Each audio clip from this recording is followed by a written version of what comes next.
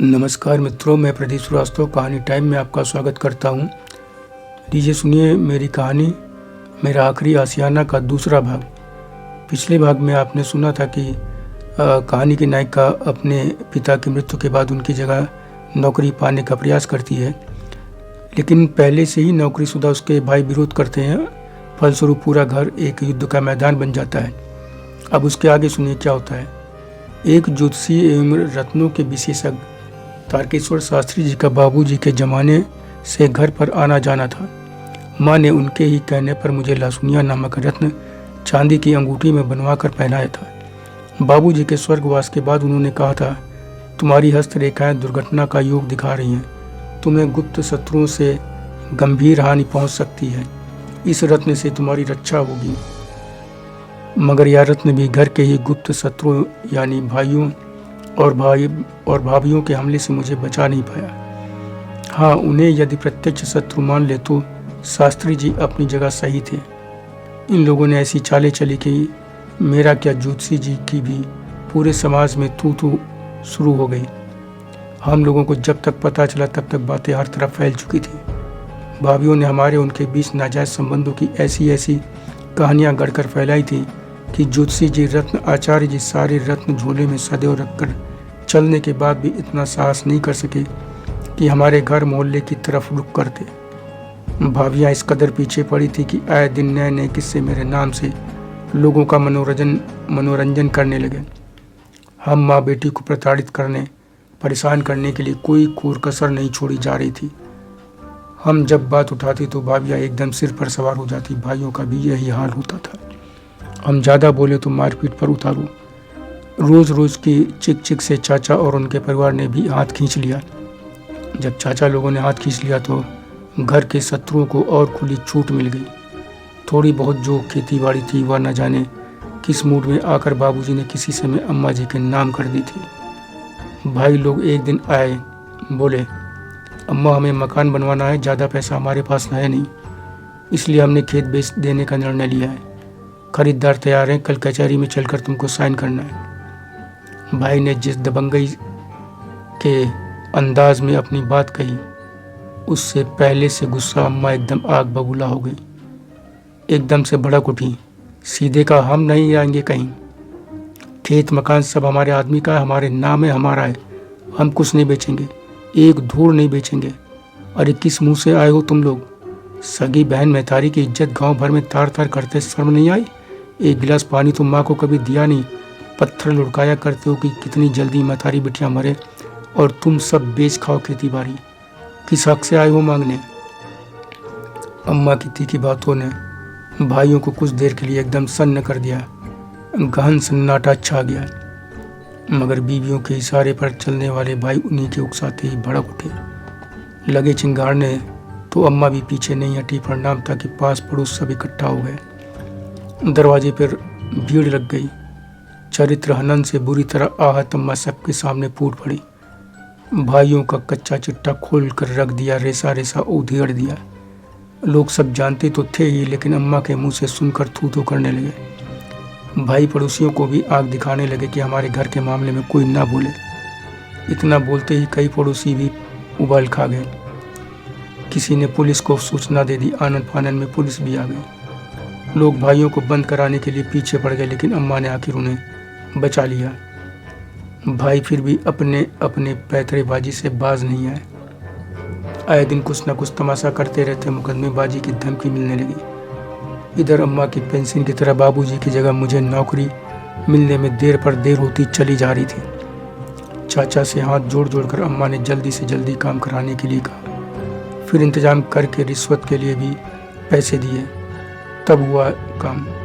इसी के साथ साथ चाचा की सलाह पर हम माँ बेटी ने मकान के अपने हिस्से में ताला लगाया और चित्रकूट चले गए। हम माँ बेटी को लगा कि जैसे हम नर्क से मुक्ति मिल गई, मगर हमने जितना समझा था वह उतना आसान नहीं था। कुछ ही महीने बाद एक दिन चाचा ने सूचना दी कि भाइयों ने हमारे हिस्से में लगे ताले तोड़कर उन पर कब्जा कर लिया है। इतनी चुपके से यह सब किया कि कुछ दिनों तक किसी को कानो कान खबर तक नहीं हुई। चाचा ने अम्मा को पुलिस में रिपोर्ट करने की सलाह दी। अम्मा से मैंने जल्दबाजी न करने के लिए कहा। मैंने कहा मैंने कहा कह दो, सोच कर बताएंगे। अम्मा से इतना सुनने के बाद चाचा ने दोबारा कुछ नहीं कहा। मैंने बाद में अम्मा को समझाया कि पुलिस के चक्कर में ना पड़ो, जाने दो, अब हम दोनों को किसी और के सहारे की ज़रूरत नहीं है। मुझे सरकारी स्थायी नौकरी मिल गई है, तुम्हें जीवन भर पेंशन मिलेगी। जो भी सामान था उसे उन्हें ले जाने दो, यूज करने दो। कमरों को आखिर लेंगे तो वही लोग, जीते जी लें या मरने के बाद। लेकिन मेरे चरित्र हनन से नाराज अम्मा बेटों को सबक सिखाना चाहती थी, और मैं माँ बेटों के बीच पुलिस फाटा किसी सूरत में नहीं चाहती थी। इसलिए उनको समझाने में पूरा जोर लगा दिया। बहुत समझाने पर अम्मा मानी। कई दिन लग गए थे उन्हें समझाने मनाने में, लेकिन न जाने क्यों इस फैसले से चाचा नाराज हो गए। उन्होंने बहुत दिन तक बातचीत बंद कर दी। न जाने उसमें उनका क्या स्वार्थ था। आगे जब भी अम्मा का मन होता गांव जाने का तो कहती, बच्ची तुम्हारे कहने पर 2 कमरा जो वहाँ जाने ठहरने का एक ठिकाना था वह भी उन कपूतों को दे दिया। यह कहकर वह बड़ी दुखी हो जाती। एक दिन उनको मैंने बहुत समझाया, कहा अम्मा काहे इतना गुस्सा होती हो, काहे मकान खेत को लेकर इतना परेशान रहती हो, क्यों उनमें इतना मन लगाए रहती हो। बाबूजी की यह बात तुम भूल गई क्या कि पूत कपूत तो का धन संचय, पूत सपूत तो का धन संचय। पूत कपूत होगा तो जितना भी धन संचोगे वह सारी संपत्ति को बर्बाद कर ही देगा, और सपूत होगा तो अपने आप ही बना लेगा। उसके लिए भी कुछ संचय करने की आवश्यकता या ज़रूरत नहीं है। मेरी इस बात पर अम्मा नाराज़ हो गई। बोली, मैं तुम्हें संपत्ति की लालची दिखती हूँ? मैं तो उन कपूतों ने जो किया उसकी सज़ा उन्हें देना चाहती हूँ। और सुनो, मैं भी बहुत जिद्दी हूँ। मैं जानती हूँ कि मैं सब दे दूँगी, तब भी ऐसा मुझे गाली ही देंगे। नहीं दूँगी तब भी। मेरा जिस तरह अपमान किया, जिस तरह तुम्हारे चरित्र पर कीचड़ उछाला, वह सही मायने में मेरा अपमान है। मेरे चरित्र पर कीचड़ उछाला है। मैं सब बर्दाश्त कर सकती हूँ, लेकिन चरित्र पर लांछन नहीं। तुम भी सुन लो, मैं खेत बेचूंगी, भले ही सारा पैसा किसी मंदिर के दान पात्र में डाल दूं, किसी भिखारी को दे दूं, लेकिन उन कपूतों को एक पैसा कहने को भी नहीं दूंगी। अम्मा की इस जिद या कहें कि गुस्से के आगे मैं हार गई। साल भर भी नहीं बीता होगा कि अम्मा ने चाचा के सहयोग से चुपचाप सारे खेत बेच दिए। इस काम में चाचा ने बड़ा महत्वपूर्ण रोल अदा किया। जिस दिन अम्मा को रजिस्ट्री पर साइन करना था उसके एक दिन पहले वह घर आए। अगले दिन अम्मा को लेकर सीधे कचहरी गए, साइन करा दिया, पैसा सीधे अकाउंट में जमा कराया, और देर रात तक अम्मा को लेकर घर आ गए। अगले दिन अम्मा ने चाचा को घर वापस जाते समय सोने की 4 चूड़ियाँ देते हुए कहा, भैया बिटिया को हमारी तरफ से उसे उसकी शादी में दे देना, क्योंकि उस गांव में अब मैं क्या, मेरी छाया भी नहीं पड़ेगी। चाचा ने कहा, भाभी इतना गुस्सा ना हो, अपने ही लड़के हैं, थूक दो गुस्सा। फिर शादी में तुम मेरे घर आओगे, उन सब के पास तो जाओगी नहीं। अम्मा ने आशंका जाहिर की, खेत बेचने से वह सब चुड़े बैठे हैं, तुम उन सब को भी बुलाओगे ही। अगर नहीं बुलाओगे तो भी वह सब आकर झगड़ा करेंगे। चाचा ने उनकी आशंका का जो जवाब दिया वह मुझे पसंद नहीं आया। उन्होंने कहा, देखो भाभी, उन सबको इसलिए बुलाना पड़ेगा क्योंकि एक तो वो सब कोई दूर के नाते रिश्तेदार तो है नहीं, सगे भतीजे हैं। दूसरे तुम्हारे पक्ष में बोलने, खेत बिकवाने में सहयोग करने के चलते भले ही उन सब ने मुझसे मनमुटाव बना रखा है, लेकिन कभी सीधे झगड़ा भी नहीं किया। अब तुम ही बताओ, ऐसे में उन सबको ना बुलाना कहाँ तक उचित होगा। और फिर यह भी तो हो सकता है ना कि जब तुम इतने दिनों बाद पहुँचो तो लड़कों का दिल पसीज जाए और तुमसे मिलने आए, माँ बेटों का मिलाप हो जाए। भाभी सच कह रहा हूँ, तुम माँ बेटों में ऐसा हो जाए ना तो हमें बहुत खुशी होगी, भैया की आत्मा भी बहुत खुश होगी। चाचा की बातों ने अम्मा को रुला दिया। वह रोती हुई बोली, भैया कौन महतारी है जो अपनी औलादों से दूर रहना चाहेगी। उन सब का चेहरा कौन सा ऐसा पल होता है जब आंखों के सामने नहीं होता। पोता पोतियों के लिए आंखें तरसती हैं, उन्हें छूने, देखने, गोद में लेने को हाथ तरसते हैं। मैं कितनी अभागी हूँ कि सब है मेरे पास, लेकिन फिर भी कुछ नहीं है मेरे साथ।